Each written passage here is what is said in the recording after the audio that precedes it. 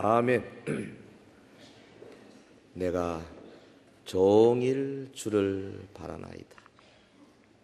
우리의 마음이 사슴이 시냇물을 갈급히 여김처럼 종일 주를 바라나이다.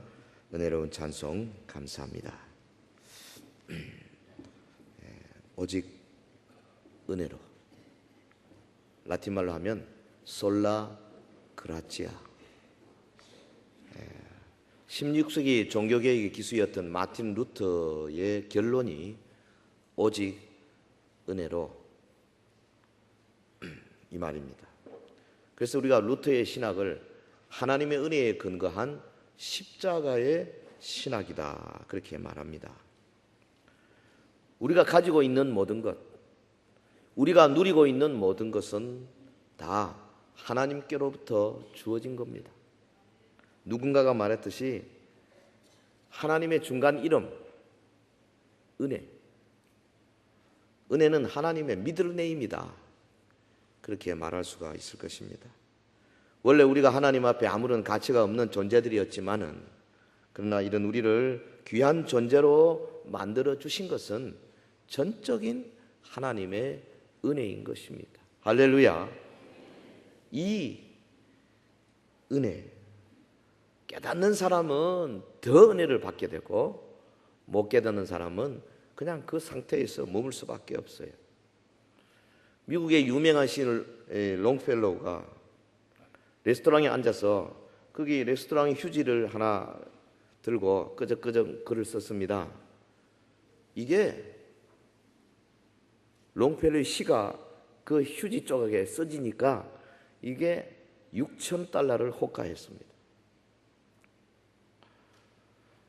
조그마한 종이 조각에 대한민국 정부의 도장이 꽉 찍히니까 이 많은 가치를 갖게 되고, 미국 정부의 도장이 찍히니까 $100의 가치를 갖게 되는 거죠. 휴지의 문학성이 가미되니까 엄청난 가치를 발휘하고, 휴지에 정부의 보정이 가미되니까 놀라운 가치를 가지는 것으로 바뀌게 된다, 이 말이죠. 여러분, 우리가 원래 아무런 가치가 없는 자들이죠. 하나님 앞에 뭐가 있습니까? 그런데 하나님의 은혜가 우리 앞에 주어지니까 하나님의 자녀가 되고 엄청난 가치를 가진 존재가 되어졌다. 할렐루야. 하나님은 하나님 자신의 은혜로 우리를 구하셨.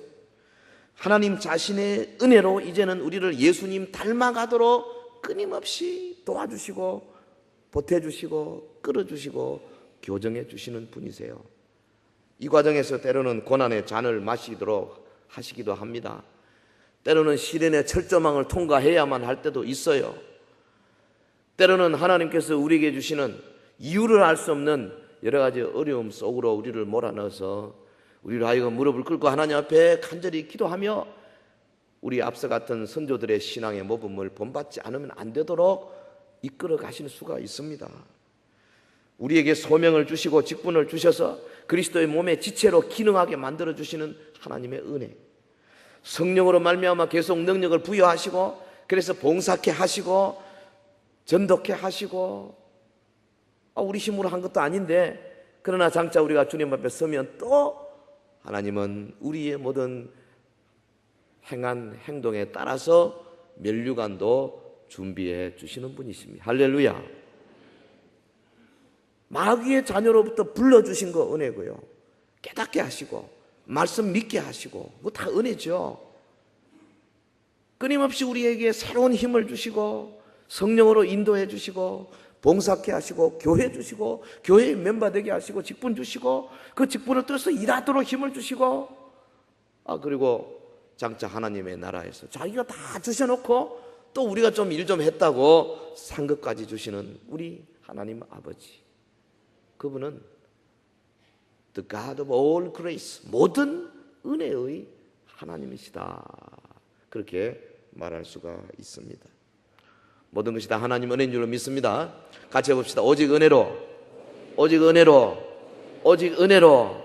라틴말 한번 해봅시다. 솔라 그라치아. 마틴 루터, 요한 칼빈, 주잉글리 이런 분들이요, 오직 은혜가 얼마나 많이 강조했는지. 어느 목사님이 집사님 댁에 신방을 갔습니다. 집이 참 좋아 보였어요. 그래서 들어서면서 한 말씀 했습니다. 어유 집사님 집이 참 보통이 아니네요. 참 좋네요. 그러니까 이 여집사님이 기분이 좋아졌어요. 예, 저희 남편이 워낙 성실히 일하는 분이 돼서 열심히 일해 돈을 모아서 샀습니다. 집안에 들어갔습니다. 이 방 저 방 구경을 하는데 아들 방을 열어보니까 벽에 막 상장이 많이 붙었어요. 어이구 집사님 아들이 공부를 잘하는가 봐요. 상을 많이 받았네요. 그랬더니요 이 집사님이 기분이 좋아서 하는 말이 예, 우리 집안 사람들이 머리가 좋아요. 사람들이 늘 칭찬해요. 내친 김에 목사님이 한 번 더 칭찬합니다. 우리 집사님은 인물도 예쁘고 남편도 성실하고 참 애도 공부 잘하고 참 복도 많으십니다. 그랬더니 여집사님이 기분이 되게 좋아졌어요. 제 인물이야 뭐 부모님 잘 만났죠. 무슨 말인지를 지금 모르고 계시는구나. 앉았습니다. 다가를 갖고 내왔습니다. 근데 목사님이 들지를 않는 거예요. 가만히. 아이고 신방 대원들이 옆에서 목사님이 안 드니까 또 먼저 하긴 뭐 저희는 보니까 먼저 드는 분이 있습니다만 이제 그 신방팀에서는 먼저 못 들고는 눈치만 보고 있는데 그러니까는 그 여집사님이 안절부절 이거 어떻게 그래 그 집사님을 보면서 목사님이 점잖게 한 말씀 하셨습니다.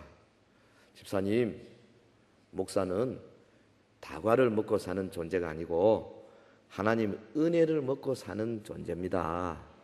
네, 다시 물어볼 테니까 한번 잘 생각해서 답하세요. 여집사님이 판덕 정신이 드는 겁니다. 그래서 목사님이 묻고 답을 하는데 참 집이 좋군요. 예, 하나님의 은혜입니다. 아들이 공부를 너무 잘하고 참 족이 좋네요. 예, 하나님의 은혜입니다. 집사님은 얼굴도 예쁘고 남편도 성실하고 애도 공부 잘해서 참 복이 많습니다. 예, 모든 것이 다 하나님의 은혜입니다. 그제서야 다가를 드시더래요. 그렇습니다, 여러분. 우리가요 하나님의 은혜로 살아가는 존재인 줄로 믿습니다. 근데 이 은혜를 받아야 돼요. 이 은혜를 누려야 됩니다. 이 땅에 살면서 이만큼 은혜를 하나님이 주시는데 받아 누려야 안 되겠습니까? 본문 16절에 보면 이 은혜를 얻기 위해서 너희가 뭐 해야 되느냐? 주님의 보좌 앞에 담대히 나가라 그랬어요. 자, 그래서 오늘 은혜 받는 비결 이런 제목으로 1960년대 설교 제목 비슷하죠. 은혜 받는 비결. 소천하신 저희 아버님이 이런 제목을 굉장히 좋아하시더라고요. 무슨 비결. 설교집을 보니까 비결이 막 10개인가 있더라고요. 하도 잘 모르니까 가르치신 것 같아요. 아주 해봅시다. How to appropriate God's grace. 하나님의 은혜를 어떻게 우리가 얻을 것이냐. 첫째로 여기 본문에 있는 것처럼 은혜의 보좌 앞에 나아가는 거, 이게 참 중요한 거죠. 은혜의 보좌 앞에 가까이 나가는 것, 다른 말로 하면 기도신앙입니다. 따라합시다. 기도신앙. 이 은혜 받는데 첫 번째 비결이에요. 16절 그러므로 같이 합시다. 시작. 그러므로 우리가 긍휼하심을 받고 때를 따라 돕는 은혜를 얻기 위하여 은혜의 보좌 앞에 담대히 나아갈 것이니라. 지금 여기 보좌에 앉아 계신 주님, 그 다음에 그 앞으로 나아가서 엎드리는 하나님의 자녀들, 이 모습이 아주 멋지게 그려져 있지 않습니까?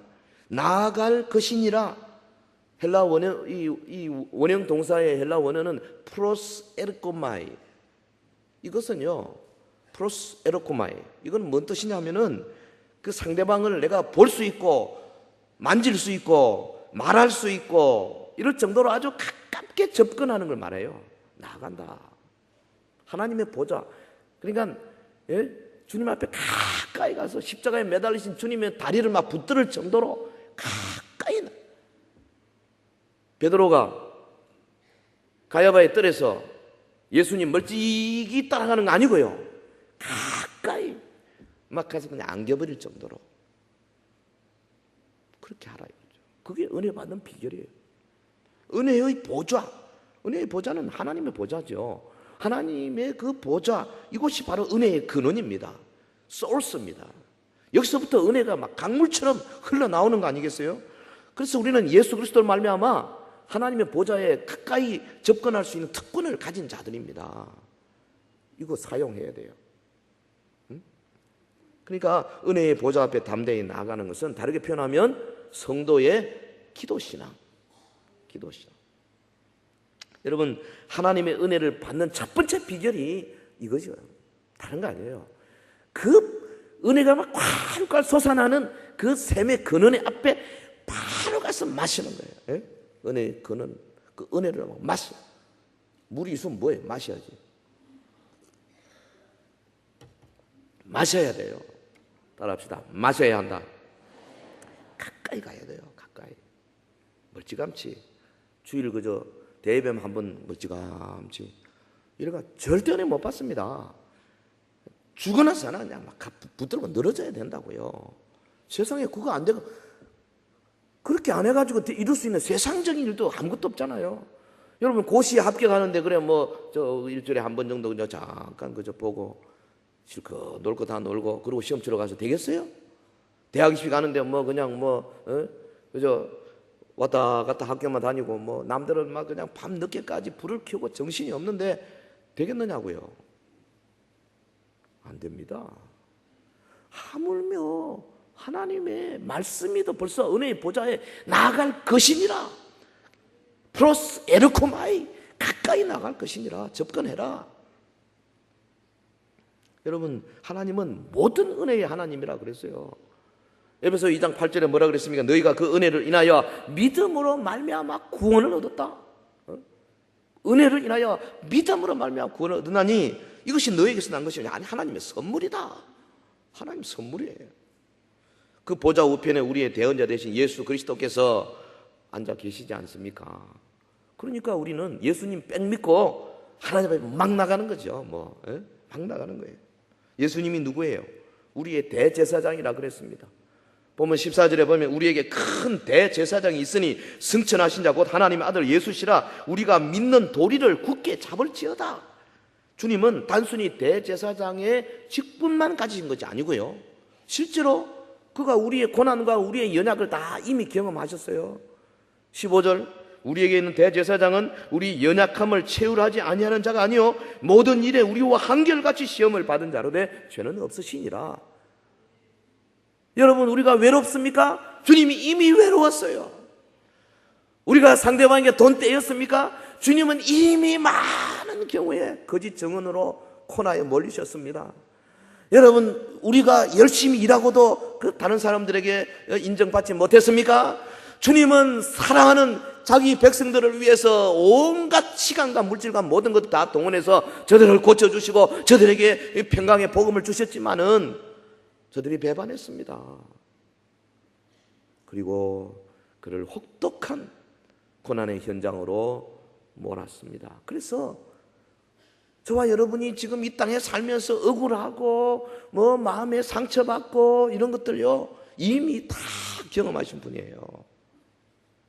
본문의 말씀이 그 말이에요. 우리의 연약함을 채우려 하지 아니하는 자가 아니요 모든 일에 우리와 한결같이 시험을 받은 자로되 죄는 없으시니라. 그러므로 때를 따라 돕는 은혜를 얻기 위하여 우리가 첫 번째 해야 할 일이 뭐냐? 주님 앞에 가까이 나가서 기도하는 일. 기도. 1952년 6.25 전쟁이 이제 끝난 12월 추운 날, 저 미국에서 빌리 그레이엄 목사님하고 밥 피어스 목사님이 방한했어요. 그 피어스 목사님이 어디서 들었는지 빌리 그레이엄 목사님에게 이 한국 교회는요 이 어려운 가운데서도 이렇게 추운 날에도 새벽에 기도합니다. 그랬더니 빌리그레함이 한국 잘 몰랐거든요. 아이고 목사님 무슨 말씀을? 그거야 건물이 제대로 있고 뭐 좀 이렇게 온화한 그런 분위기 속에서 하는 거지. 지금은 다 서울이 다 부서졌는데 여기 어디 건물이 있느냐고. 있어봐야 천막 쳐놓고 할 텐데 그 추운 이 겨울에 어떻게 새벽에 기도할 수 있겠느냐고. 그랬더니 하여튼 뭐 가봅시다 내일. 그래서 내 새벽 4시 반에 일어났어요. 두 분이 어두운 얼음 은 골목길을 돌아서 어느 천막 교회를 찾아갔어요. 뭐 교회라고는 말만 교회지 뭐. 천막만 이렇게 쳐놔놓고 옆에 벽도 아무것도 없는 거죠. 그 밑에다 그 꽁꽁 은 바닥에다가 장작을 탁 깔고 그 위에다가 가만히 이런 거 깔아가지고 그리고 이제 사람들이 웅성거리고 있는데 이 두 분이 그 천막 교회를 가보니까 놀랍게도 그 추운데 그냥 한 대죠. 요즘에 우리 뭐 이렇게 다 막아놓고 에어컨 착 나오고 이렇게 시원한데도 막 붙이는 사람이 있는데 참 이해가 안 되깁니다만은 그 겨울에는 뭐 히터 잘 나오고 요즘 그렇잖아요. 그런데 그게 한 대죠. 못 먹고 그때 뭐 전쟁 후에 뭐가 있습니까?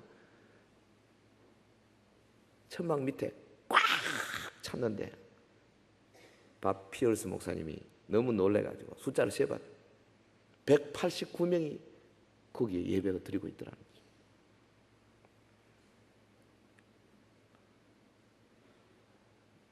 놀래지도 않구만. 그럴 수도 있겠다. 새벽 안 하신 분들 회개하세요. 지금 이 말 듣고요. 에? 무슨 예화하는 줄 아십니까? 새벽에 일어났어요. 매일은 못하더라도 적어도 일주일에 한 번 정도는 교회를 좀 나와가지고 교회를 위해서도 기도하고 이명박 정부를 위해서도 기도하고 우리 아이들 수련회 가는데 그것도 위해서 기도하고 목회자 위해서도 기도해 주시고 여러분 가정을 위해서도 기도하고 새벽을 한번 깨워봐요. 한국교회 이게 얼마나 좋은 전통인데요. 세계에 유례가 없는 전통 아닙니까? 여러분 주님 앞에 나아가 엎드리는 자는 주님으로부터 긍휼을 받는다고 본문에 말했어요. 주님은 우리의 연약함과 우리가 처해 있는 고난과 불행의 처지를 이해해 주시고 연민의 정을 가져주십니다. 할렐루야. 그것이 긍휼이라는 뜻이에요. 긍휼 뜻이 뭐냐? 이해하고 연민의 정을 갖는 겁니다. 긍휼 베푸시는 주 하늘을 향해 두 손 들고 금요 기도에 안 나오시니까 무슨 노래인지 모르죠. 여러분요, 하나님은 긍휼의 하나님이세요. 그리고 성령님을 통해서 우리에게 모든 어려움을 이길 수 있는 새로운 능력을 공급해 주시는 귀하신 분이신 줄로 믿습니다. 이것은 구약의 성도들이 상상도 못했던 겁니다. 여러분 광야의 이스라엘 백성들 저 시내산에서 구름이 자욱하고 하나님의 영광이 나타나고 그래서 소리가 들리니까 저들이 죽음의 공포로 벌벌 떨었습니다. 여러분 선지자 이사야만 하더라도 하나님의 성전에서 주님의 쉐키나 영광을 발견하고 죽은 자처럼 되었습니다. 그런데 저나 여러분이나 그들보다 의용 못한 사람들이지만은 그러나 우리가 살고 있는 이 시대 하나님의 나라가 도래하고 예수 그리스도의 그 십자가 죽으심의 공로로 말미암아 이제는 하나님의 자녀가 되어서 얼마든지 그분 하나님의 보좌 앞에 매일 매 순간 나갈 수 있고 그분으로부터 직접 위대한 능력을 받아 누릴 수도 있는 시대에 산다 이 말이죠. 할렐루야. 얼마나 멋져요. 예수님으로 말미암아 하나님 아버지가 우리의 아버지가 되셨고 그래서 그분의 사랑받는 자녀로서 이 땅에 살 수 있는 위대한 특권, 그 특권 중에 첫째 특권이 보좌 앞에 깊이 가까이 지성소로 들어갈 수 있는 거, 이거 특권이에요. 우리 서연의 모든 성도들 기도 신앙으로 때를 따라 돕는 주님의 은혜를 마음껏 맛보시기를 주의 이름으로 축원합니다. 자, 어떻게 하나님의 은혜를 얻을 수 있나? 두 번째 비결은 우리 성경 전체에서 보겠습니다. 두 번째 비결은 말씀입니다. 은혜의 말씀을 통해서 우리가 은혜를 받습니다. 사도행전 20장 32절에 보면 지금 내가 너희를 주와 및 그 은혜의 말씀께 부탁하노니 그 말씀이 너희를 능히 든든히 세우사 그랬어요. 예? 은혜가 뭐냐? 은혜는 두 가지라 그랬습니다. 지난 시간에 하나는 죽어 있다가 예수 믿게 해주시고 구원받게 해주시고 하나님의 자녀 삼아 주신 것, 이 구원의 은혜. 그 다음에 두 번째는 이 구원받은 우리들에게 하나님의 성령께서 역사하셔서 도와주셔서 인도해 주셔서 영적인 싸움에 이기게 하시고 이 땅에서 하나님의 나라를 향해서 달려갈 수 있도록 우리를 끌어주시는 이 하나님의 성령의 도우심, 이게 은혜라 그랬어요. 근데 성령님께서 우리를 도우시는데 말씀 없이는 하지 않습니다. 반드시 말씀과 더불어 역사하는 거예요. 그래서 말씀과 더불어 성령으로, 이런 캐치프레이즈가 있지 않습니까? 사도 바울이 지금 밀레도에서 에베소 교회 목회자들을 모았습니다. 모아놓고 쭉 간증하고 부탁하는 장면 가운데 여기 사도행전 20장 32절에 지금 내가 여러분을 주와 및 그 은혜의 말씀께 부탁한다 그랬습니다. 이 말씀이 여러분을 능히 든든히 세울 것이다. 바울이 그 작은 교회를 목회하는 목회자들에게 뭐라고 말하느냐? 지금 내가 여러분들을 주님에게 부탁하고, 그리고 주님의 그 은혜의 말씀에게 부탁하고, 그리고 주님과 은혜의 말씀이 병립하고 있습니다. 이 정도입니다. 말씀에게 부탁한다. 얼마나 강력한 표현입니까? 그러므로 우리가 은혜 받는 또 다른 비결은 주님의 말씀을 사모하고 말씀에 의해서 이끌림 받는 겁니다. 내가 그냥 말씀을 공부 좀 하는 거, 그게 아니고요, 하나님의 말씀이 내게 들어와서 그 말씀이 나를 좌지우지할 수 있도록, 그 말씀 때문에 내가 기도하고, 말씀 때문에 전도하고, 말씀 때문에 헌금하고, 말씀 때문에 봉사하고, 말씀 때문에 원수를 용서하고, 말씀 때문에 세상에 나가서 그리스도인의 빛으로 소금으로 역사한다 이 말이죠. 말씀이 나로 하여금 꼼짝 못하게 끌고 가는 그런 수준, 이때 하나님의 성령의 강력한 역사가 있는 줄로 믿습니다. 사랑하는 성도 여러분, 은혜 받는 비결은 성도의 말씀 신앙, 그게 있다는 거죠. 왜냐하면 말씀은 성령의 검이거든요. 하나님이 우리 속에 우리가 간직한 말씀을 가지고 여러 가지 방향으로 역사합니다.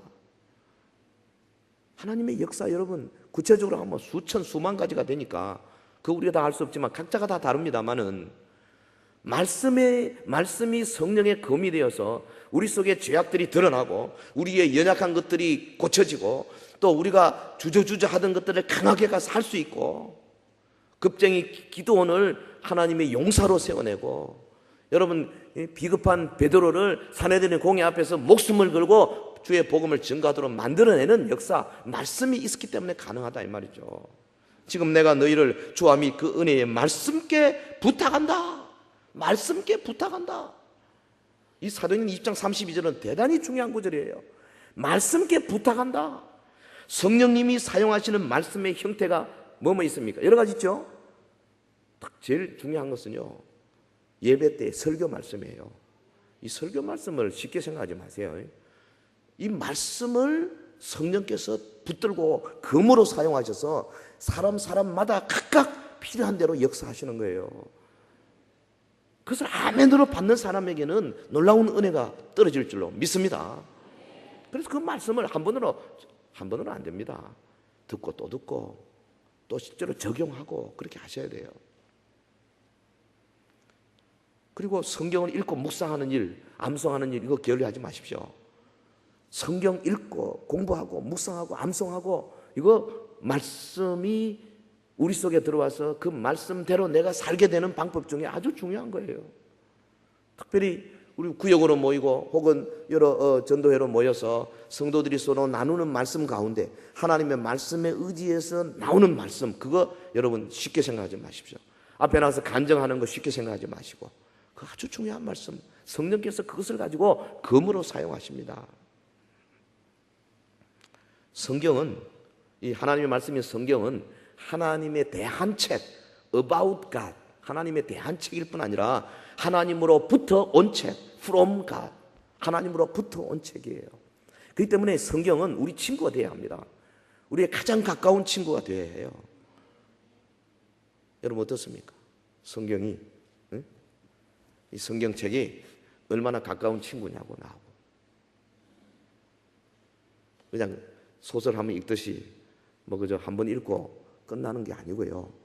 닳고 닳아서 안광이 지면을 철할 정도로 닳고 닳아가 이 성경이 완전히 내 것이 되고 내가 성경 속에 몰입하고 이렇게 돼야 돼요. 제가 어제 하루 종일 말씀 연구하고 설교 준비하고 이게 좀 절제를 해야 되는데 한꺼번에 몇 시간 딱 꼼짝도 안 하고 하다 보니까 눈을 딱 뜨니까는 오른쪽 눈에 실핏줄이 터졌어요. 좀 빨갛지요. 제가 아까 조금 전에 딱 손을 대고 예수 이름으로 명하노니 터지는 실핏줄은 회복될지어다 기도를 했습니다만 완전히 회복이 안 됐네요. 여러분요, 절제는 좀 해야 되지만 그러나 말씀에 한번 깊이 몰입해서 자기를 잊어버릴 정도 되는 것이 그 귀한 거예요. 할렐루야. 말씀이 자기의 가까운 친구가 되시기를 바랍니다.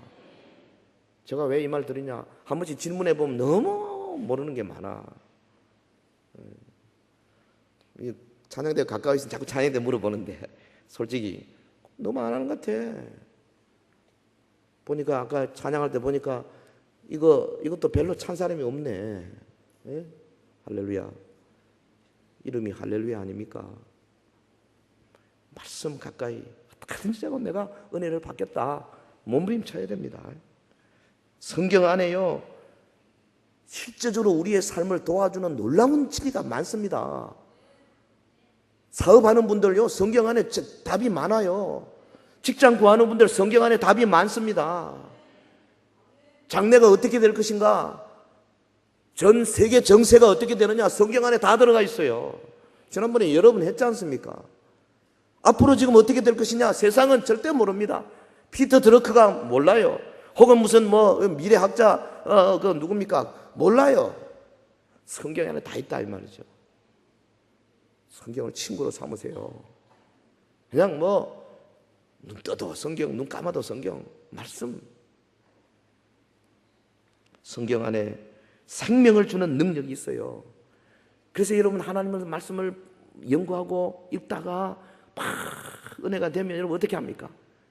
그대로 펴놓고 책상 밑에 들어가서 다 무릎 꿇고 눈물 뿌리면서 하나님 앞에 감사 기도하고 뭐 좀 그래야 안 되나요?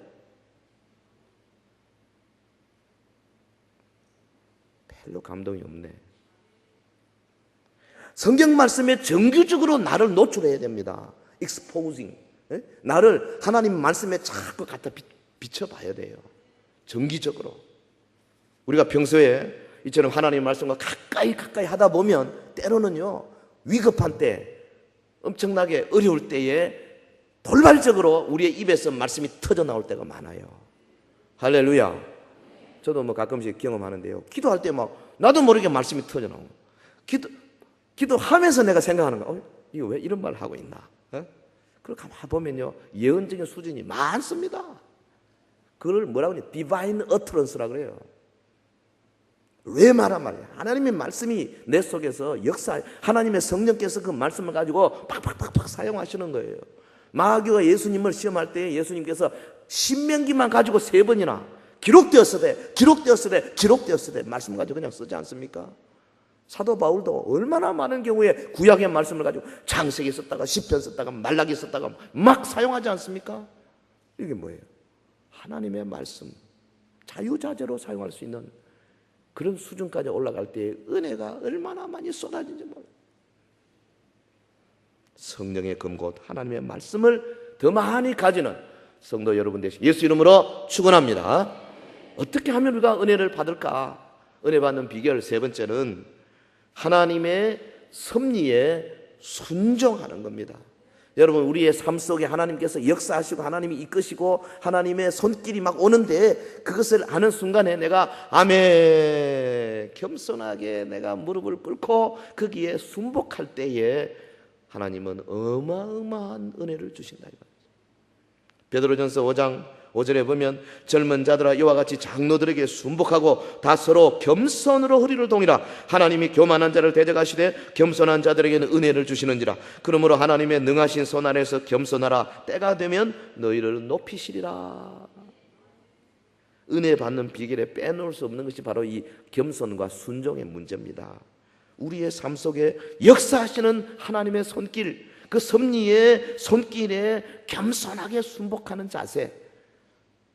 내가 알고 나서 순복하겠다는 게 아닙니다. 미리 아예 주님 뭐든지 말씀을 하십시오. 무조건. 여러분, 주인이 노예를, 종을 불러가지고 이렇게 시키려고 그러는데 종이 딱 들어보고 할만하면 하고 어려움 안 하겠다 이런 자세 같으면 시키지도 않습니다. 종이 와서 무조건 나는 하겠습니다. 죽으라 그러면 죽는 시중도 하겠습니다. 요 정도 될 때예요. 주인이 마음껏 사용하면서 마음껏 은혜를 베풀 수 있는 거예요. 예수님의 방법이 바로 이거예요.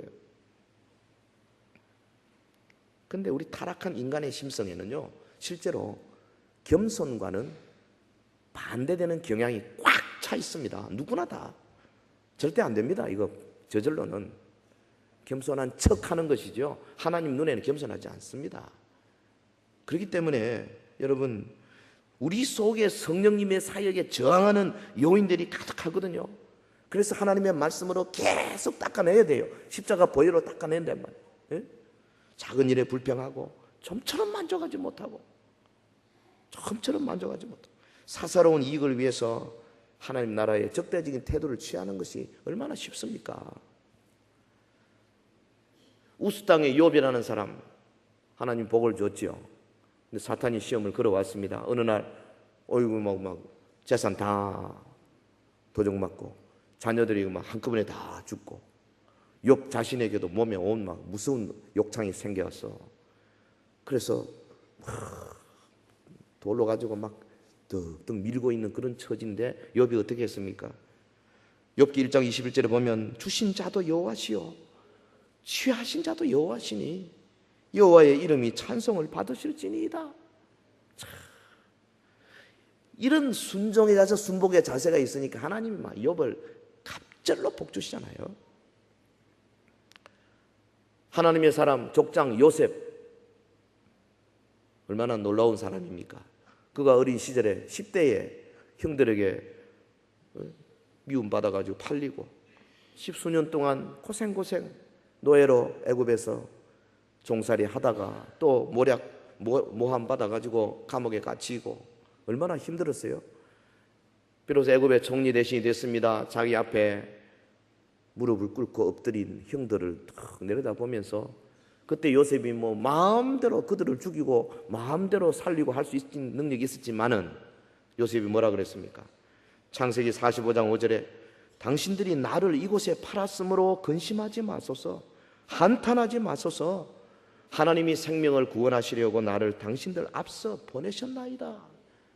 할렐루야. 대단하죠.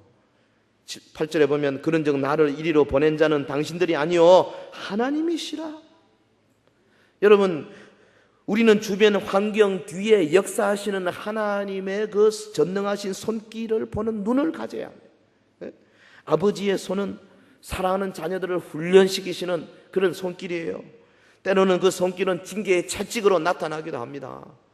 히브리서 12장 7절에 하나님이 아들과 같이 너희를 대우하시나니 어찌 아비가 징계하지 않는 아들이 있으리요.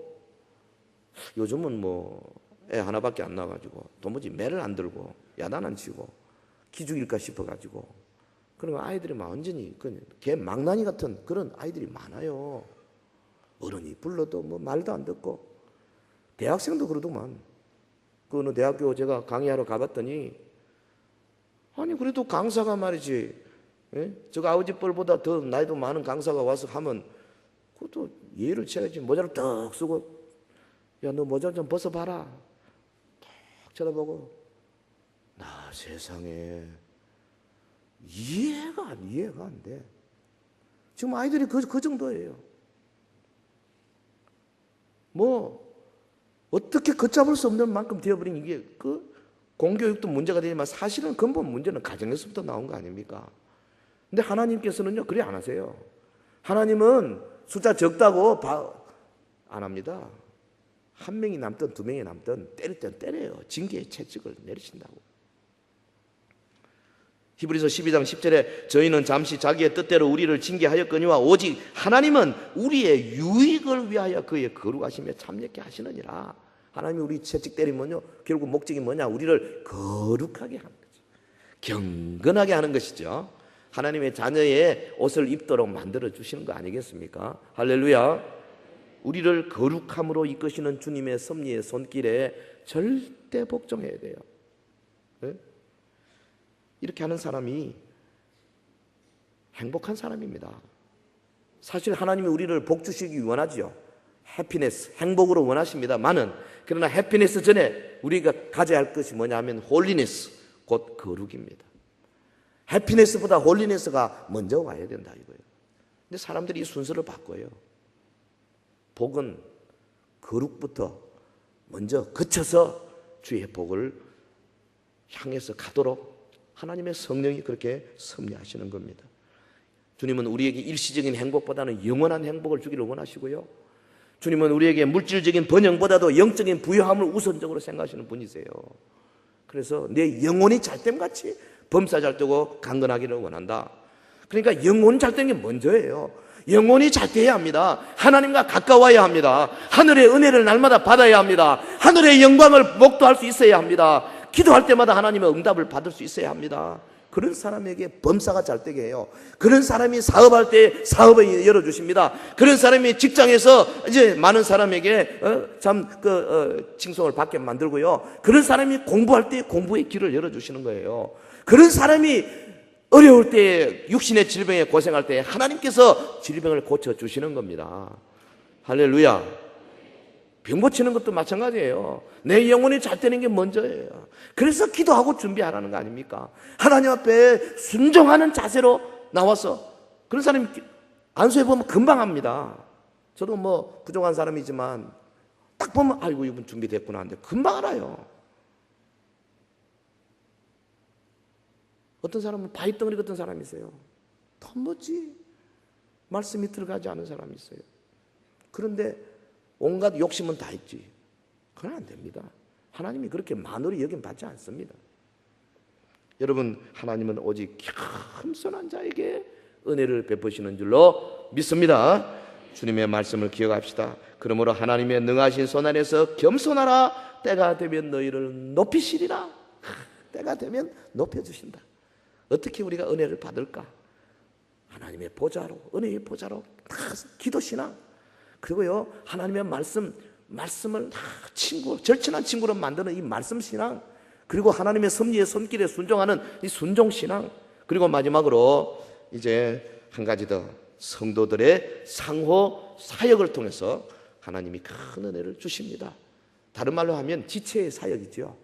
교회가 하나님은 예수님의 몸인데 이 지체, 바디 라이프, 지체의 삶을 통해서 하나님이 은혜를 우리에게 공급하십니다. 이게 얼마나 중요하냐.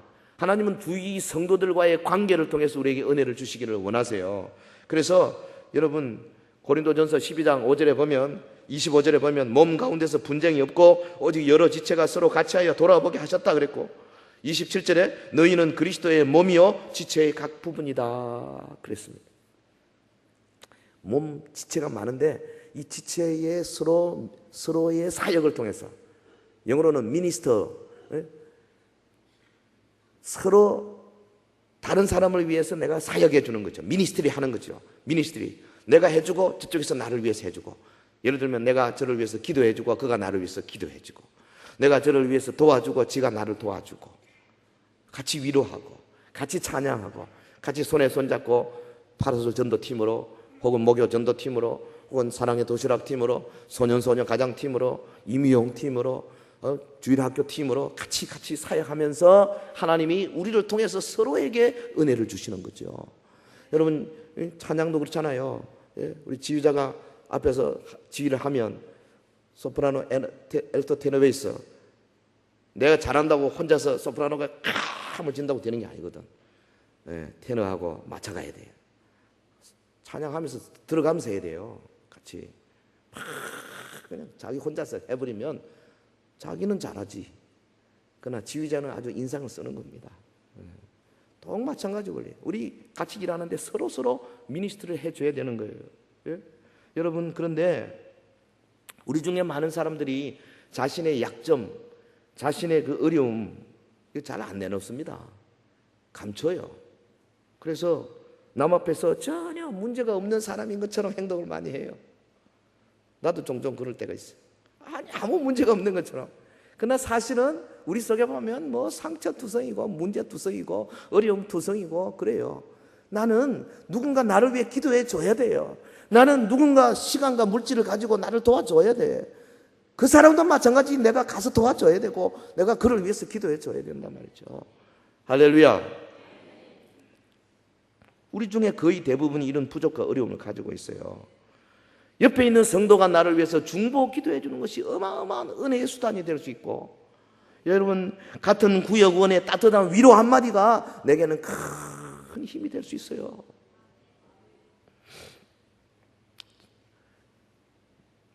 신대륙 미국 땅으로 건너간 이 청교도들이 그 세운 일상에 여러 규칙들이 많이 있죠. 뭐 주일을 성수한다, 반드시 가정예배 본다, 뭐 그다음에 11조는 절대로 안 떼먹는다, 뭐 쭉 있습니다.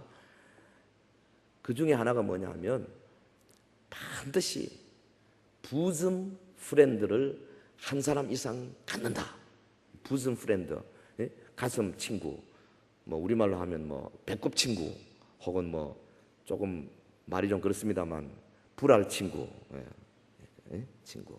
그러니까 그 친구 앞에는 내 온 약점을 뭐든지 다 내놓고 내 핸디캡 다 부끄러운 것도 없이 다 나눌 수 있는 그런 친구, 적어도 한 명 이상은 있어야 된다 이거죠. 그게 청교도들의 그 조건이었어요. 그러니까 한 명만 만들어도 성공했다 이겁니다. 여러분 몇 명인지 모르겠는데요. 일단 우리 부부끼리는 하면 돼. 부부만 해도요, 그 성공한 작품이야. 여기서 우리가 소그룹의 원리를 발견하지 않습니까? 우리는 모두 서로에게 은혜의 사역을 하도록 부름받았어요. 내가 나 혼자 예수 믿으면 안 됩니다. 다른 사람에게 은혜의 사역, the ministry of grace, 은혜의 미니스트리를 해줘야 돼요.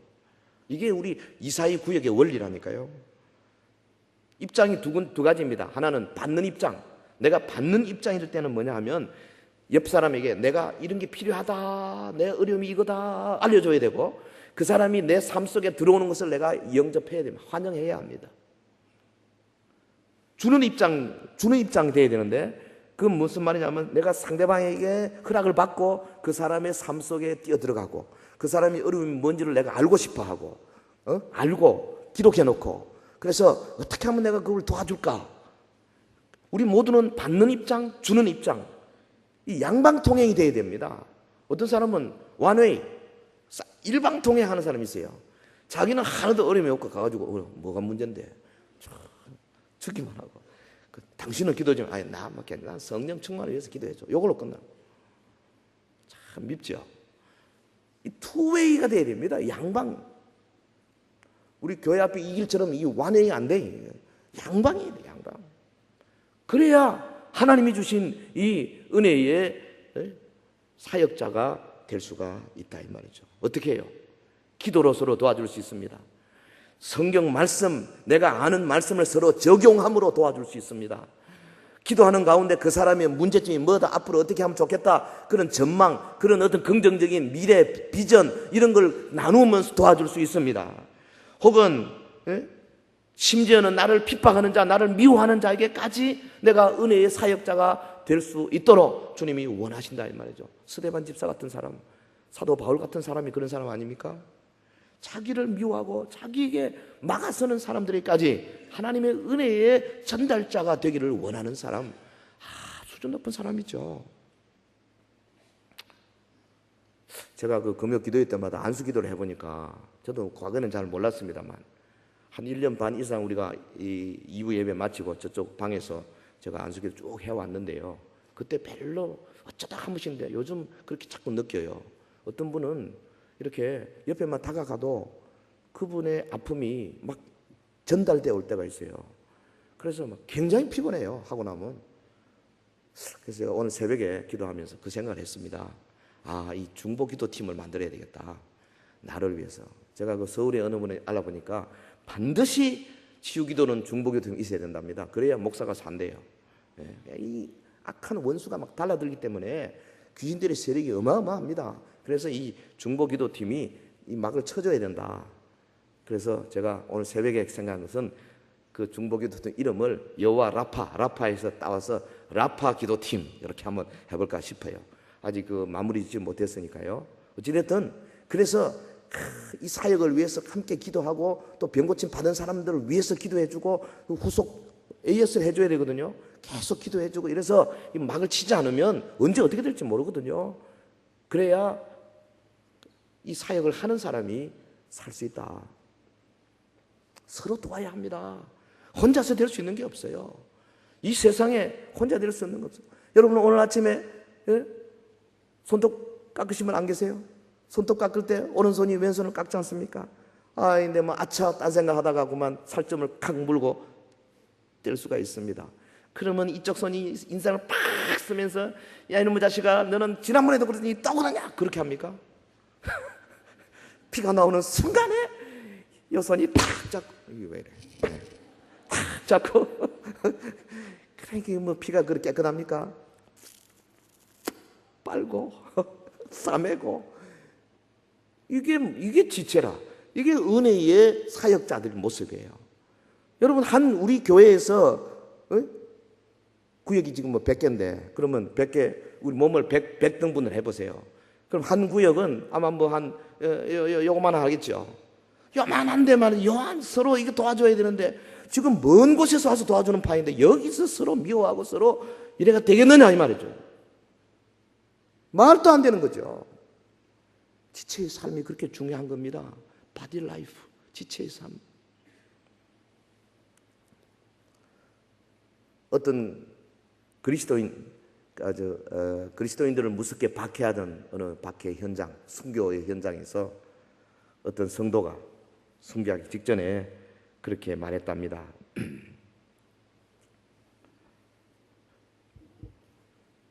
나를 저주하십시오. 당신들이 나를 저주하면 할수록 나는 당신들을 더욱 사랑할 것입니다. 내게 침을 뱉어 보십시오. 그러면 나는 사랑의 숨결을 뿜어낼 것입니다. 나를 구타하십시오. 그러면 나는 신음소리로 사랑을 고백할 것입니다. 나를 찌르십시오. 그러면 나는 당신을 사랑한다고 절규하겠습니다. 나를 짐승의 먹이로 던지십시오. 그러면 나는 기꺼이 사랑의 제물이 되겠습니다. 나를 불태우십시오. 그러면 나는 사랑의 열기로 당신의 증오의 가슴을 녹여드리겠습니다. 여러분 우리가 사랑할 때 비로소 용서를 할 수가 있죠. 사랑할 때 비로소 이해할 수 있죠. 사랑할 때 비로소 우리가 참 하나님을 알 수가 있는 겁니다. 우리 그리스도인들에게 주어진 위대한 특권이 뭐냐? 서로를 위한 사역자 되는 거. Ministers of Grace. 서로를 위한 은혜의 사역자가 되는 거. 이것이 위대한 특권입니다. 사랑하는 성도 여러분, 우리가 이미 하나님의 은혜로 구원받는 자들 아닙니까? 이제는 하나님의 성령께서 우리를 천성문까지 끊임없이 인도해 가시기 위해서 때로는 도우시고 때로는 채찍질하시고 때로는 권면하시고 때로는 환상도 주시고 때로는 말씀 듣게 하시고 때로는 우리의 속에서 말할 수 없는 놀라운 사랑이 분출되게 만들어주시고 여러 가지 방법으로 우리를 이끌어 주셔요. 은혜의 하나님은 성도들이 천성문까지 낙오되지 않도록 끊임없이 은혜의 수단들을 통하여서 우리에게 은혜를 주시는데요, 책임이 나에게 있어요. 이 수단들을 잘 동원해야 돼요. 무슨 수단? 첫째로 하나님의 그 보좌에 가까이 가는, 다시 말하면 기도 신앙, 새벽을 깨우는 신앙. 두 번째는 그 말씀과 아주 가까운 절친한 친구가 되는, 그래서 말씀 속에서 진리를 발견해내고 말씀 속에서 내가 사는 삶의 그 원리를 찾아내고 그 삶의 원리를 적용해내는 그런 사람. 말씀이 내 속에, 내가 말씀 속에 이 정도 되는 사람. 세 번째, 하나님이 섭리의 손길을 인도해 오실 때 순종 또 순종 또 순종. 여러분, 섭리의 손길의 대표적인 게 뭔지 아십니까? 교회입니다. 교회가요 이렇게 할 때 그것이 바로 섭리예요. 그래서 거기에 순종하는 것이 굉장히 중요한 겁니다. 그리고 마지막으로 서로 은혜의 사역자들이 되어가는 거. 내가 다른 사람을 위해서 사역할 때에 하나님이 나에게 은혜를 주시고 그 사람에게 은혜를 주세요. 그 사람이 나를 위해 사역할 때 내가 그 사람을 통해서 하나님의 은혜를 받고 그도 스스로 은혜를 받게 돼 있어요. 이 Ministers of Grace, 은혜의 사역자. 그래서 예수 그리스도의 거룩을 쏙 빼닮은 그런 작품들, 그런 성도들로 가득한 교회가 되면요, 이 교회는 용광로같이 되는 겁니다. 그래서 예수 안 믿는 사람이 오늘 왔습니까? 바로 변화되는 거예요. 그래서 그 녹슨 것들이 쫙 떨어져 나가고 아주 깨끗한 정련된 그런 철물이 될 수 있어요. 특히 성도들의 상호 사역을 통해서 연약한 자들이 강하게 되고 영적으로 중풍병 맞은 사람들이 고침받는 놀라운 역사가 일어나는 교회가 되기를 주의 이름으로 축원합니다. 축원합니다. 기도하겠습니다. 우리 합심해서 기도하겠습니다. 간절한 마음으로 기도하겠습니다. 말씀 생각하면서 기도하겠습니다. 은혜의 수단들을 사용하고 또 사용하는 자들이 되게 하옵소서. 다 같이 통성으로 기도합시다. 거룩하신 우리 하나님 아버지, 주의 은혜를 진실로 감사와 찬송을 드립니다. 오늘 말씀을 통해서 우리가 어떻게 은혜 받을 것인가 생각했습니다. 기도로, 말씀으로, 특별히 순종으로, 그리고 성도들 서로 상호 사역을 통하여서 이 위대한 하나님의 은혜를 받고 또 받고 또 받기를 원합니다. 성령님이여 역사하여 주옵소서. 내가 어디에서 문제가 있는지, 내가 어디에서 바퀴가 빵꾸 나 있는지 자신을 돌아보기를 하여 주시기를 간절히 원합니다. 할렐루야. 믿습니다. 믿습니다. 사랑하는 성도들, 오늘도 이처럼 귀한 말씀을 받아 싸우니 이 말씀이 그냥 흘려지지 않도록 하옵시고 저들의 말씀에 샘솟는 생수가 되어서 능력을 공급하는 말씀이 되어서 하나님의 아들 예수 그리스도의 모습으로 닮아가게 하여 주시기를 간절히 원합니다. 은혜 받고 또 은혜 받는 자들 되게 하옵소서. 이 마지막 시대에 은혜 받지 않고는 견딜 수가 없지 않습니까? 아버지, 마지막 종말의 시대를 준비하며 아버지 위로부터 내리는 신령한 은혜를 담뿍 받아 누리는 주의 백성들이 되게 하여 주시기를 간절히 원합니다. 우리 서연의 사랑하는 성도들 한 사람 예외 없이 하늘의 문이 열리고 아버지여 하늘에 속한 은혜와 은사를 마음껏 받아 누리는 주의 백성들이 되게 하옵소서. 할렐루야, 할렐루야, 할렐루야. 은혜 충만, 말씀 충만, 성령 충만, 기도 충만한 주의 성도들 되어서 아버지 이 땅의 복음화를 위해서 사용되게 하시고 아버지 대국 성시화를 위해 사용되게 하시고 한국의 아버지 이 어려운 시기를 이겨낼 수 있는 기도의 중보자들이 되게 하여 주시기를 간절히 원하옵나이다. 할렐루야, 할렐루야, 할렐루야. 거룩하신 우리 하나님 아버지, 주신 말씀 감사합니다. 우리 온 성도들 이 은혜의 수단들을 사용하고 또 사용하고 또 사용해서 주님 오시기 전에 은혜 충만, 성령 충만한 주의 백성들 되게 하옵소서. 예수님 이름으로 기도하옵나이다. 아멘.